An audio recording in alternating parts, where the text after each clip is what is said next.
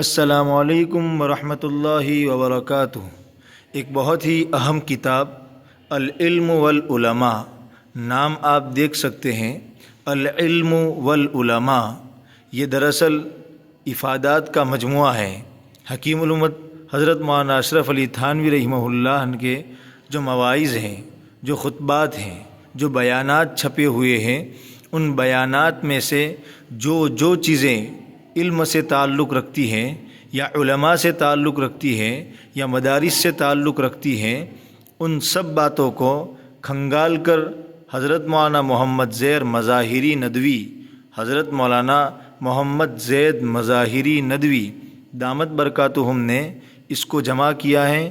بہت عرق ریزی اور بہت ہی محنت کے ساتھ اس کو چھانٹ کر کے جمع کیا ہے، اور حضرت مولانا حکیم الامت اشرف علی تھانوی رحمہ اللہ کی کتابوں پر یہ بہت ہی زیادہ کام کرنے والے ہیں، بلکہ یوں کہیے کہ یہ ان کا پی ایچ ڈی کا موضوع ہے۔ محمد زید مظاہری ندوی، اللہ تعالیٰ انہیں بہترین بدلہ عطا فرمائے۔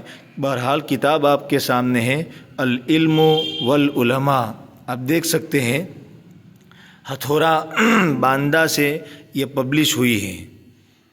کتاب کے عناوین بڑے زبردست ہیں۔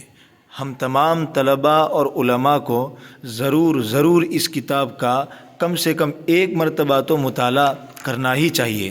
آپ دیکھ سکتے ہیں مولانا محمد زید مظاہری ندوی دامت برکاتہم اس کتاب کے بارے میں لکھتے ہیں کہ اس کتاب میں بڑی محنت و عرق ریزی سے حضرت تھانوی رحمہ اللہ کے جملہ ملفوظات و مواعظ اور تصانیف کو کھنگال کر علم کی اہمیت، علماء کی ضرورت، مدارس کی افادیت و طریقہ کار، مفید ہدایات، ضروری تنبیہات، علماء کا معاشی مسئلہ اور اس کا حل، فارغ التحصیل طلباء کے لیے ضروری دستور العمل، نیز علماء و طلباء کی اصلاح سے متعلق ضروری مواد جمع کیا گیا ہے۔ مدارس کے تمام شعبے، ملحقات، متعلقات، معتمم و مدرس کے اوصاف و شرائط، شورا، ہنگامہ اسٹرائک، چندہ، احکام چندہ، جلسہ اور اس طرح کے تقریباً 300 سے زائد عنوانات، دیگر اہم ابواب کو مفصلاً علیحدہ بیان کیا گیا ہے۔ کتاب کی اہمیت و افادیت کا صحیح اندازہ مطالعے کے بعد ہی کیا جا سکتا ہے۔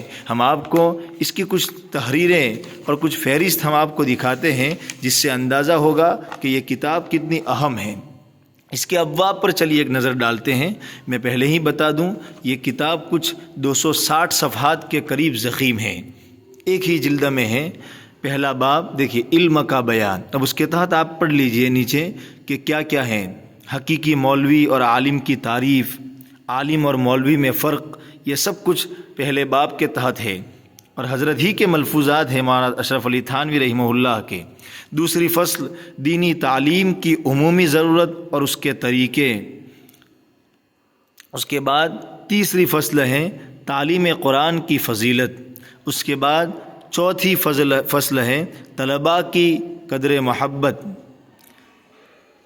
عالم کی مثال، قومی ترقی کے لیے علم دین ضروری۔ یہ سب باتیں حضرت نے تیسری فصل کے تحت ذکر فرمائی ہیں۔ اس کے بعد چوتھی فصل اس کے بعد باب دوم آپ دیکھیے، مدارس کا بیان۔ اس کے بعد دوسری فصل ہے مدارس کی اعانت کرنا یعنی مدد کرنا۔ تیسری فصل ہے مدرسے کی بنیاد ڈالنے کا طریقہ۔ چوتھی فصل ہے مدرسے کا محتمم عالم دین ہونا چاہیے، محتمم کے اوصاف۔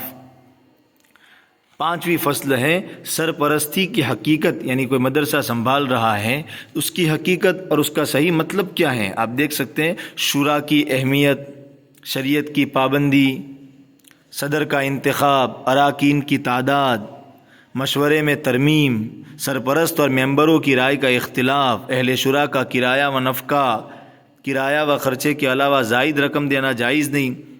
تیسرا باب ہے اختلافات و فسادات۔ اس کے اندر بھی بہت سی فصلیں ہیں، ہر اختلاف برا نہیں۔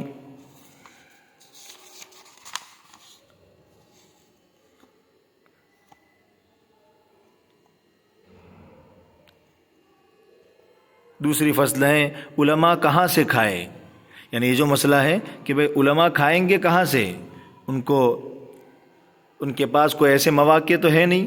بہرحال یہ لمبی چوڑی فہرست ہیں، میں اس میں سے آپ کو بس یہ سنانا چاہتا ہوں کہ علماء کہاں سے کھائیں۔ اس کو دیکھ کر آپ اندازہ لگائیے کہ کتاب کتنی زبردست ہے۔ علماء کہاں سے کھائیں؟ دیکھیے فرمایا اکثر اہل دنیا پوچھا کرتے ہیں کہ فی زماننا عربی پڑھ کر انسان کیا کرے اور کہاں سے کھائیں؟ ضابطے کا جواب یہ ہے کہ اہل دنیا سے وصول کر کے ان کے اموال سے لے کر کھائیں، یعنی علماء اہل دنیا سے وصول کر کے ان کے اموال سے لے کر کھائیں، اس لیے کہ عربی پڑھنے والے دین کی اشاعت اور حفاظت میں مصروف ہیں، لوگوں کی اصلاح کی فکر کرتے ہیں۔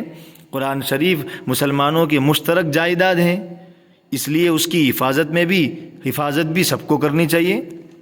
کچھ افراد ایسے بھی ہونے چاہیے کہ وہ محض خادم قوم ہو، کیونکہ اگر سب کے سب تحصیل معاشی میں پڑ جائیں تو دین کا سلسلہ آگے نہیں چل سکتا۔ دین کے کام میں اگر کوئی بھی نہ لگے تو یہ کام بند ہو جائے، لہذا ضروری ہے کہ ایک جماعت محض خادمان دین کی ہو کہ یہ لوگ اس کے سوا اور کوئی کام نہ کرے، تو یہ لوگ عوام اہل اسلام کی ضرورتوں میں محبوس ہیں، یعنی علماء یہ عوام ہی کے کام میں لگے ہوئے ہیں، اور یہ قاعدے فقہیہ ہیں کہ جو شخص کسی کی ضرورتوں میں محبوس ہو اس کا نان نفقہ اس شخص کے ذمے ہوتا ہے۔ چنانچہ اسی بنا پر زوجہ کا نفقہ شوہر پر، اور قاضی کا نفقہ بیت المال میں، اور شاہد کا نفقہ من لہ الشہادت پر ہوتا ہے۔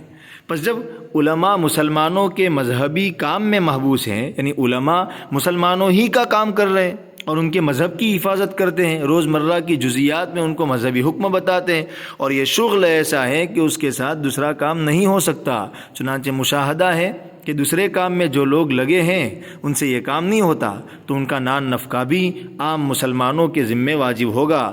تو علماء سے یہ پوچھنا کہ عربی پڑھ کر کیا کیجیے گا اور کہاں سے کھائیے گا، اپنی حماقت اور بے وقوفی کا ظاہر کرنا ہے۔ اب دیکھیے دنیا دار مولوی سے اعتماد اٹھ جاتی ہیں۔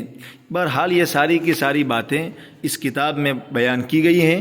ہم علماء اور طلباء کو تو ضرور اس کا مطالعہ کرنا چاہیے، اس لیے کہ حضرت مولانا حکیم الامت اشرف علی تھانوی رحمہ اللہ ہمارے روحانی ڈاکٹر ہیں، ہمیں اپنا علاج ان سے کرانا چاہیے، ان کی یہ تحریرات سے فائدہ اٹھانا چاہیے۔ السلام علیکم ورحمۃ اللہ وبرکاتہ۔